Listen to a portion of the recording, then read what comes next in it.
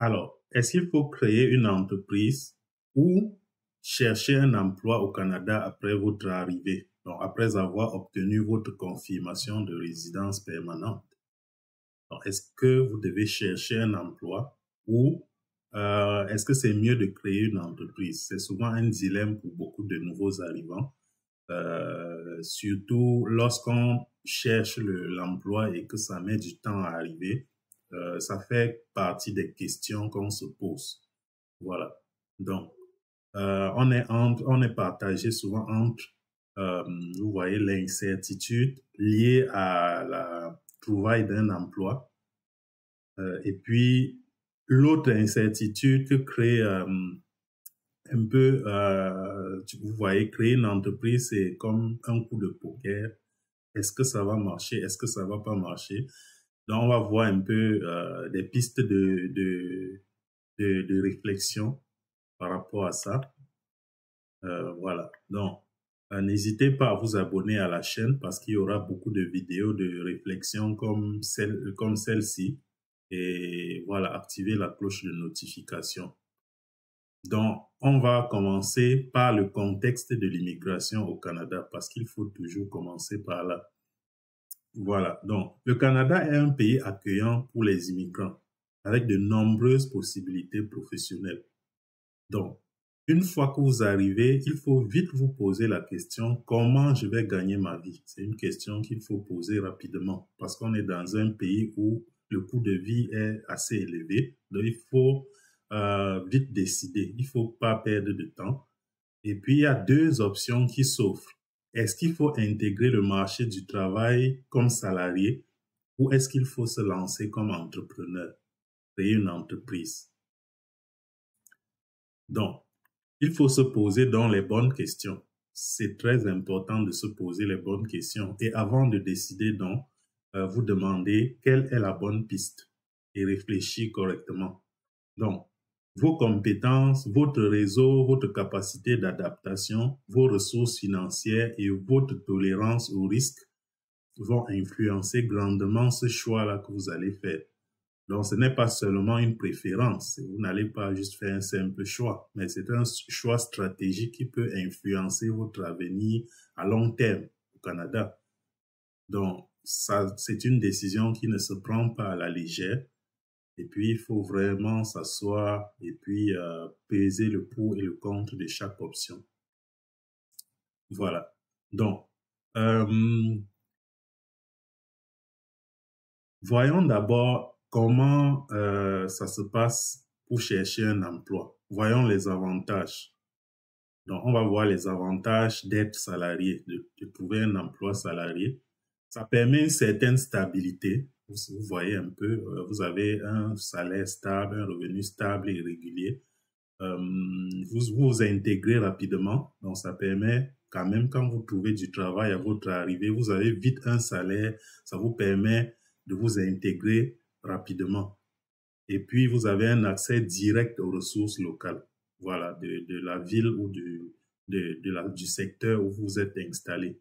C'est souvent le choix privilégié par la majorité des nouveaux arrivants qui veulent sécuriser leur situation. Voilà.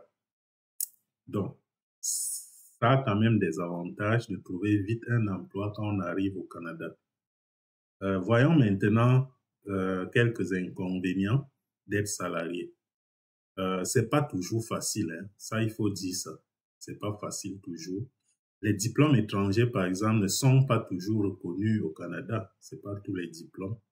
Et puis, il y a les barrières linguistiques. Vous pouvez être confronté à l'anglais surtout. Si vous êtes francophone, si vous ne connaissez ou d'une autre langue qui n'est pas l'anglais, ça peut être assez difficile au début. Et puis, il se pourrait que vous soyez obligé de passer par des cours de langue pour pouvoir être compétitif sur le marché du travail. Donc, et puis apprendre peut-être d'autres choses, rentrer à l'école, ainsi de suite. Donc, c'est pas toujours facile sur ce point-là. Donc, il faut être patient, il faut être persévérant et parfois accepter un poste en dessous de vos qualifications. Ça peut arriver. Donc, ne soyez pas vraiment figé. Parfois, on dit parfois qu'il faut reculer pour mieux sauter. Donc, vraiment, ça s'explique beaucoup au Canada parce que quand vous arrivez et que ça met beaucoup de temps pour trouver un emploi, ça peut aussi être que vous n'avez pas d'expérience canadienne et les employeurs sont un peu réticents. Donc, parfois, avoir une petite expérience, même si c'est quelque chose en dessous de vos qualifications, ça peut aider à montrer que voilà, il s'est intégré correctement. Il y a un employeur qui peut attester voilà, qui répond aux valeurs du lieu de travail, d'un lieu de travail canadien, parce que les valeurs sur le lieu de travail au Canada ne sont pas les mêmes que dans d'autres pays. Ici, par exemple, la ponctualité est de mise, et puis vous devez rapidement vous adapter, vraiment. Ça, c'est sûr.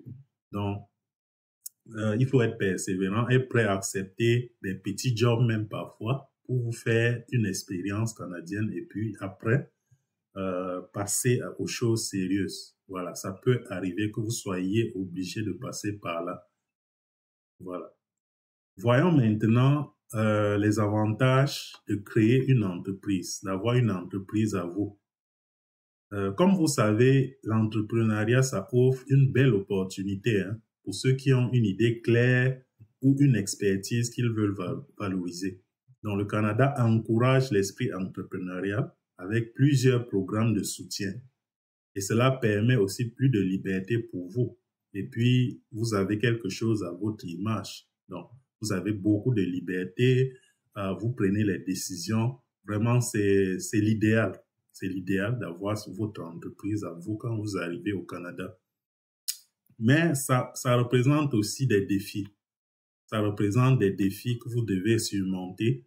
Ça comporte des risques parfois élevés parce que ça demande un investissement important au niveau personnel et financier. Ça demande beaucoup de temps. Beaucoup de temps, oui. Et puis, ça demande une bonne connaissance du marché local. Voilà, une bonne connaissance du marché local. Donc, vous devez être prêt à faire face à l'incertitude et à des périodes sans revenus. C'est-à-dire, vous n'aurez pas forcément un revenu régulier, stable. Vous aurez parfois même des pertes. Parce que là, vous avez investi. Quand on fait un investissement, c'est pas toujours rentable. Donc, ça peut arriver que vous perdiez votre argent même dans l'opération. Et puis, c'est pas toujours confortable. Vous voyez, donc il faut avoir vraiment le goût du risque pour se lancer dans l'entrepreneuriat. Mais il y a des structures, comme j'ai dit, qui soutiennent les entrepreneurs. Voilà, qui accompagnent les entrepreneurs. OK, donc, voici un tableau un peu, on va faire une comparaison rapide hein, des grandes différences. Comme vous voyez, chaque option a ses avantages et ses limites. Donc, il ne s'agit pas d'une décision facile en fait. Mais ce tableau peut aider à clarifier selon vos priorités. Hein. Par exemple, la première ligne, la stabilité, vous voyez, l'emploi salarié offre une certaine stabilité. Et puis l'entrepreneuriat, pas du tout. Ça, il ne faut pas vous attendre à une stabilité quand vous êtes entrepreneur parce que vous dépendez de beaucoup de facteurs qui sont internes et même externes. C'est-à-dire l'environnement interne à votre entreprise. Il y a vous-même avec vos forces et vos faiblesses. Il y a votre entreprise avec ses forces et ses faiblesses. Et puis il y a l'environnement externe, l'environnement économique, l'environnement légal. Vous devez faire composer avec des lois. Il y a l'environnement même de la finance, vous voyez. Il y a beaucoup de facteurs que vous devez prendre en compte. Donc, c'est pas vraiment la stabilité garantie pour l'entrepreneuriat. Le degré de risque est faible lorsque vous êtes salarié. Parce que quand vous travaillez, c'est automatique. Ici au Canada, toutes les 2 semaines, il y a un salaire. Donc, vous êtes sûr d'avoir votre salaire pour le travail que vous avez effectué. Par contre, pour l'entrepreneuriat, c'est pas toujours ça. Donc, ça peut être des pertes. Ça peut être des bénéfices aussi, hein. Ça peut être des bénéfices et ce serait vraiment l'idéal pour vous si vous réussissez à créer une entreprise qui marche vraiment, ce serait parfait. Donc voilà. Mais c'est pas garanti. Voilà. Quand vous créez une entreprise, attendez-vous toujours à avoir un résultat positif ou négatif, malgré l'intensité de l'effort que vous mettrez là-dedans. Voilà, c'est pas toujours garanti. La liberté. Pour un emploi salarié, c'est moyen. Donc, vous n'êtes pas toujours libre. Vous devez répondre aux critères, être présent pour travailler aux heures qui ont été décidées de commun accord avec votre employeur. La flexibilité n'est pas toujours au rendez-vous. Par contre, pour l'entrepreneuriat, vous êtes vraiment libre. C'est-à-dire, vous disposez de votre temps comme vous voulez. Vous pouvez travailler en journée ou plutôt le soir si vous voulez vraiment organiser votre temps comme vous souhaitez. C'est l'un des plus grands avantages de l'entrepreneuriat. C'est vraiment d'avoir votre temps pour vous. Le temps d'intégration, lorsque vous êtes salarié, pour vous intégrer à la société canadienne, c'est rapide quand même, le temps d'intégration. Donc, vous vous intégrez rapidement. Et puis, le temps d'intégration pour les entrepreneurs est variable. Donc, c'est variable. Ça prend du temps, plus ou moins. Donc, il y a des entrepreneurs qui arrivent avec un bagage, avec beaucoup de ressources et qui réussissent rapidement à s'intégrer, qui arrivent parfois avec déjà un réseau. D'autres qui arrivent, qui poussent et ça demande plus de temps. Donc, ça dépend vraiment de beaucoup de facteurs lorsque vous arrivez. Et puis, enfin, les revenus à court terme. L'emploi salarié, dès que vous commencez, la période de paye qui suit, vous êtes sûr d'avoir déjà votre premier revenu d'emploi. Par contre, l'entrepreneuriat, vous investissez, mais c'est pas garanti que vous aurez des revenus de votre investissement assez rapidement. Ça peut mettre un peu de temps pour arriver.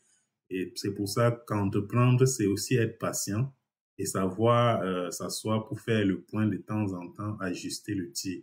Donc vraiment, là, pour l'entrepreneuriat, les revenus à court terme, c'est pas toujours garanti. C'est pas garanti du tout. Voilà. Donc voilà un peu une comparaison rapide des deux options. Il existe des ressources, hein, quel que soit votre choix, que vous choisissiez d'être employé, salarié ou entrepreneur, il existe beaucoup de ressources ici au Canada pour vous accompagner. Beaucoup de gens ne le savent pas, mais il existe énormément de ressources. Il existe des ressources pour chercher un emploi dans la province où vous vous installez. Il existe des services d'aide à la recherche d'emploi financés parfois par le gouvernement. Il existe des services d'organisation d'événements pour les chercheurs d'emploi, qu'on appelle parfois job fair ici dans la zone anglophone. Il existe vraiment beaucoup de ressources pour la recherche d'emploi. Idem pour les entrepreneurs. Il existe vraiment beaucoup de ressources, des incubateurs d'entreprises, des séances de coaching, des programmes gouvernementaux pour les entrepreneurs ou des programmes financés par le gouvernement pour les entrepreneurs et les startups. Ça existe vraiment et c'est souvent gratuit, ces services. Donc vraiment, renseignez-vous, même avant de quitter votre pays, renseignez-vous avant d'arriver. Et quand vous arriverez, vous aurez assez de matière pour prendre votre décision et prendre une bonne décision. Faites-vous aider. Comme j'ai dit, beaucoup d'organismes d'aide aux immigrants, aux nouveaux arrivants, intègrent tous ces services à la fois pour les chercheurs d'emploi et pour les entrepreneurs. Donc vraiment, rapprochez-vous. Et puis, il y a des sites, des guichets d'emploi, des sites de recherche d'emploi, et puis des formations gratuites aussi au niveau gouvernemental et puis au niveau des communautés. Donc, renseignez-vous, l'information, c'est aller à la source de l'information, c'est très important. Et vraiment, je vous encourage à le faire. Voilà, donc en gros, c'est ça. Donc, pour conclure, il n'y a pas une voie unique ou idéale entre l'entrepreneuriat et l'emploi salarié au Canada. Ça dépend de votre profil. Vous devez prendre du recul, réfléchir, voir quels sont vos besoins immédiats et vos objectifs à moyen et à long terme. Et puis, n'oubliez pas qu'un emploi, ça n'empêche pas que vous soyez en même temps entrepreneur. Il y a des gens qui ont un emploi et puis qui ont une petite entreprise à côté qu'ils développent, qui sait, qui pourrait devenir leur source principale de revenus plus tard. Donc vraiment, il existe toutes ces possibilités-là Et ne restez pas seul, comme j'ai dit. Entourez-vous, cherchez du soutien et puis allez vers les organismes qui accompagnent des personnes selon votre choix. Et vous trouverez certainement des solutions et des professionnels compétents et dédiés pour vous accompagner et vous aider à atteindre vos objectifs. Voilà. Donc, merci d'avoir suivi cette vidéo. N'hésitez pas à me contacter si vous avez des questions. Je n'hésiterai pas à vous répondre. Une fois de plus, merci et bonne journée à vous. Bye bye.